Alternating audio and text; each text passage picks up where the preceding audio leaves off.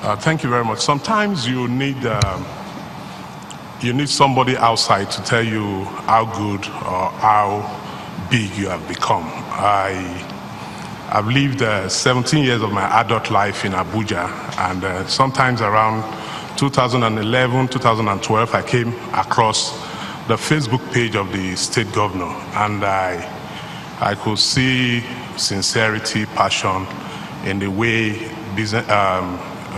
his programs were being elaborated. And I'm from Ogun State. I've been in Abuja for a long period of my life. I decided to just come down home. And immediately I came, I went around the state, saw different developments that I somehow never believed would have happened. And then I sort of decided to set up my business in Shagamu. Along the line, I became the chairman of NASI, and when I became the chairman of NASI, I came into close contact with government, and all I could say is it's been so good. We've been welcomed as a group, as an association by the state government. What we observed before I became the state chairman, I was actually the national treasurer of the association, and we had gone around the country, and if there will be a peer review mechanism, just comparing the state with other states, not trying to downplay what other states are doing, but I want to believe Ogun State comes first. And like I said, so far, so very good. We were welcomed with open arms, and I have to give you 3 instances of what happened that made me realize that, yeah, this is a state to be. There was a time the Commissioner for Commerce and Industry summoned all members of the organized private sector, the BMOs, that's ourselves, Ogusima, NASME, to come to the office, telling us that there was a particular petition written by an SME in one of the local governments, claiming that people were disturbing them for taxes that were not meant to be paid by them. And the governor got livid, minuted to the petition and told the state Commissioner for Commerce and Industry to look into it. The local government chairman, the chairman of that particular local government was summoned, and the issue was trashed out. And for me, one of the biggest problems SMEs have nationwide is the issue of multiple taxation. People just come, try one way or the other to... I set up business in Shagamu. The only time we had that problem, I threatened, maybe because I am the chairman of NASI in Ogun State, and the man just knew that he would be in trouble if he doesn't walk out of the office. So far, so good for SMEs in Ogun State. One thing again we've noticed is the influx of SMEs into the state.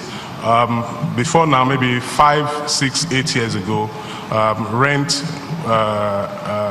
was as low as 80,000 for a bedroom, 2-bedroom flat. Right now, you can't get rent for anything less than 250, 300,000 for a bedroom or 2-bedroom flat.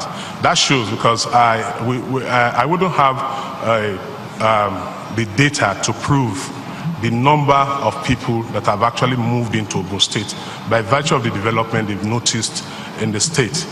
Then again, we had an SME conference that the state government was party to, and SMEs came from far and near. We could sense that so many SMEs even came from Lagos State and some other neighboring states, asking how they could come into the state to set up businesses here. In NASI, we have adopted a 3-pronged focus, that is people, processes, and products.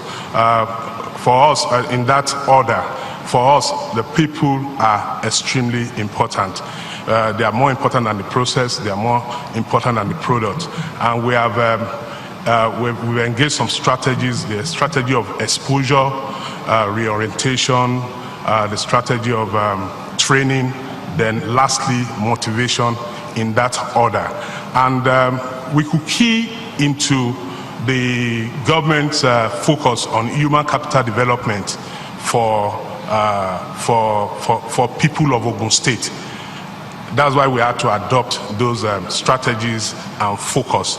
And again, it's been so good because we've had a series of support from the state government encouraging us in so many things that we're doing, maybe because it could be aligned with the objectives and the focus of the state government. I wouldn't, why do we focus on people and processes? Ogun State is active in the extractive industry, mines, and solid minerals and agriculture. And again, by virtue of its nearness to cities like Lagos, Ibadan, there's every tendency that there's going to be a sort of influx of people from those areas to become uptakers in those extractive industry, to become processors. I led a delegation of the association to California just in March, and we came to realize there was a very high demand for products in Nigeria. Let me say this while rounding up. Somebody ran to meet us to ask us, he said, look, you people have tiger nuts. I didn't know what tiger nuts was until I Googled it right in front of the person, and I found out that it was a particular nut that we eat in abundance in Nigeria. And the guy told us that, look, if you can get us a shipload of tiger nuts, we are ready to buy. But along the line, we came across another person that actually does his business, an American that does his business in the Republic of Benin. And then he told us the challenges in doing business in Nigeria. He told us that the issue is actually the way we process that. Yes, quite well, our products are one of the best in the world. Our ginger, our palm produce,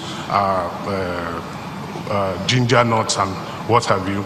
But the problem is the processing, and that if we could get the processing right, and that a lot of American business deal in fair trade, that means anywhere they are operating, they want to see the benefit accruing to the community that they are operating from, that it will be very easy for American businesses to come into Nigeria. And for us, we decided that for our members to become actual uptakers in the extractive industries, that's processors, before they are now shipped abroad for a more lucrative international market, we need to come back home. We need to refocus on our people.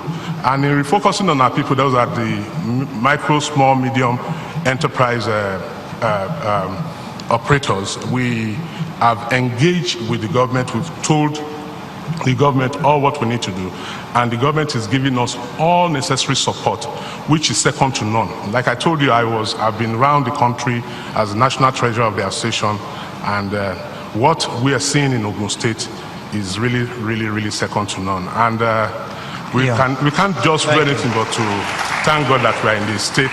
We're in a state like this, from 35 to number 5 in the index of doing business in Nigeria. That is quite commendable. Ogun State is a virgin land.